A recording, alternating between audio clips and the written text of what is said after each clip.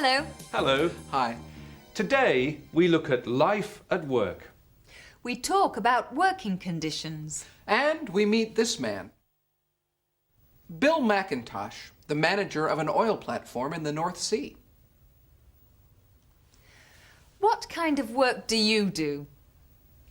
Do you like it? I work as a press officer for the Bank of England, so what I have to do is to explain the bank's policies to the press and the public in general and answer their questions. I like explaining things, so I enjoy my job. I'm a student and I don't particularly like going to school. I'm a professional footballer and manager, and I love it.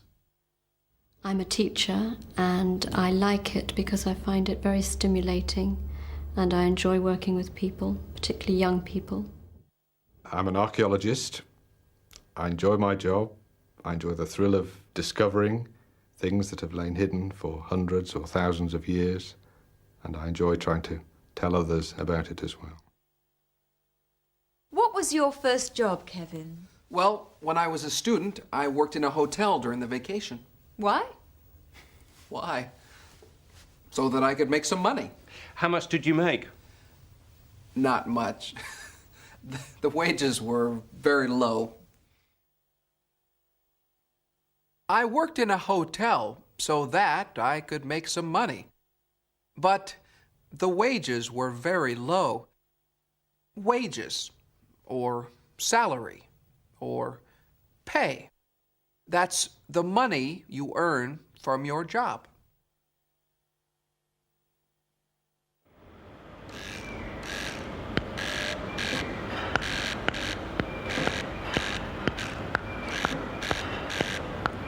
The working conditions here are terrible.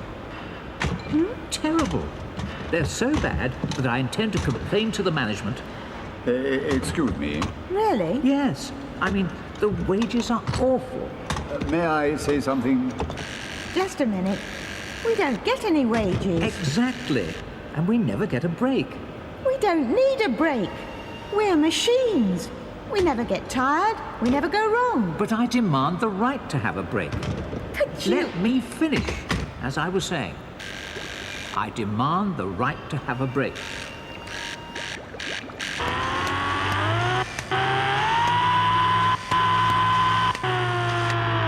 We don't need a break. And we never go wrong. Never. The working conditions weren't very good when I worked in the hotel either. I worked for 10 hours a day. I worked for so long that I never had time to do anything else, except sleep. And the meal breaks were so short that I never had time to eat anything. I was hungry all the time. And the wages were so low that I didn't save any money. Kevin worked in a hotel so that he could earn some money. That was his reason for working there. But the wages were very low. The result was he didn't save any money at all.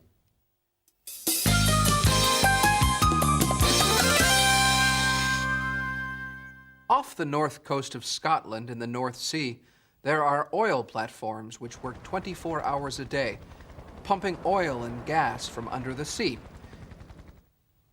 Bill McIntosh is the manager of a North Sea oil platform. Let's find out what the work of an oil platform is and how that work is organized. The platforms that we work from produce oil and gas, and within the platform we make the oil and gas safe. We process it just a little. We then export it, as we call it, through a pipeline to shore. Once it gets to the shore, it's then loaded on a large tanker and taken to some other part of the world.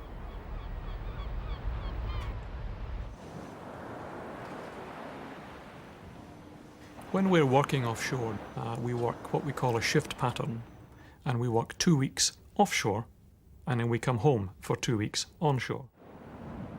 Typically, my day will start at 5 in the morning. I will be at my desk generally at about 5:30 or 6 in the morning. The day shift crew They will come on at 7, and they will work right through until 7 later that day. Breakfast, we normally have breakfast between 6 and 7:30, something like that. Lunch break is about 11:30 through to 12:30. And then the evening meal, which for the night shift is breakfast time, is 6:30 until 7:30. And then for the night shift crew, because bear in mind, an oil production platform runs 24 hours a day, then around 11:30 till 12:30 is the midnight meal.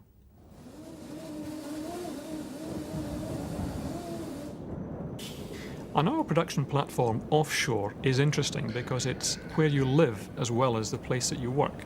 So you can't, unlike onshore, you can't drive home. So offshore, we have a gymnasium, for example, which has a multi-gym running machines and stuff like that. And we have snooker, billiards, table tennis. We have quite a variety of things. And we have a large cinema, and we take satellite television so we can get news virtually as it's happening. The normal working day offshore is 12 hours. That occasionally stretches to 15 hours, but the day itself is very demanding. The work itself is quite demanding. So there is usually only 3 or 4 hours at the most after the end of the shift to occupy yourself. People tend to be in bed at 9:30 or 10 o'clock at night. We look for as much of the home comforts as we can possibly get. So the accommodation that we have is very good. But importantly, the meals, and you are working a long day. It's a minimum of a 12-hour day. We're working an 84-hour week. And the food is commensurately good. Sometimes too much food. They have to work 12 hours a day and 7 days a week. Yes, but after 2 weeks, they get 2 weeks off. Here's how Bill McIntosh described the hours of work. The work on the oil platform is done in shifts. There's the day shift, the men who work from 7 o'clock in the morning to 7 o'clock at night. And there's the night shift, the men that work through the night. Everybody on the platform works a 12-hour day and an 84-hour week. The oil platform is situated close to the Arctic Circle. What are the hazards, the dangers of working there? The particular platform that I actually work on, in fact, is in an area we know as the Shetland Basin, which is very much in the northern North Sea. Now that's exposed to quite a variety of climate, quite rapid climate changes as well. Now this is typically in the month of January, for example, we can get wind speeds in excess of 100 knots. The rain can be very heavy, the snow can be very heavy, and because we are only 4 degrees below the Arctic Circle, we can get quite a severe drop in temperature. The seas in these northern waters can really be quite violent. Typically we might have waves of around 12 or 15 meters in height. And they come in from the North Atlantic, and they're very powerful. It is particularly important to have firm and fixed safety procedures offshore. It is a potentially hazardous environment. Typically, no one can leave the accommodation to go out into the workplace unless they are properly attired. Now, that means, as a minimum, they will be wearing a safety helmet, flame-proof coveralls, protective eyeglasses, and steel-protected boots. Violent seas, rapid climate changes, and heavy rain and snow. And the platform itself is so dangerous that the workers have to wear protective clothing. They wear safety helmets so that their heads are protected against injury. They wear protective eyeglasses so that their eyes are protected against the freezing wind. It's quite incredible that anyone wants to work there. Yes, hard, dangerous work, long hours, freezing weather. That's right. The work is so hard and the weather is so severe. Why does anyone want to work there? There are a number of reasons for people wanting to work offshore. Clearly, because it's a difficult environment, then the pay scale is much greater, is much higher. There are a number of additional benefits to working offshore. One of the main ones, of course, is perhaps the free time that you can get. You do work the 2 weeks offshore, but you do get a clear 2 weeks onshore.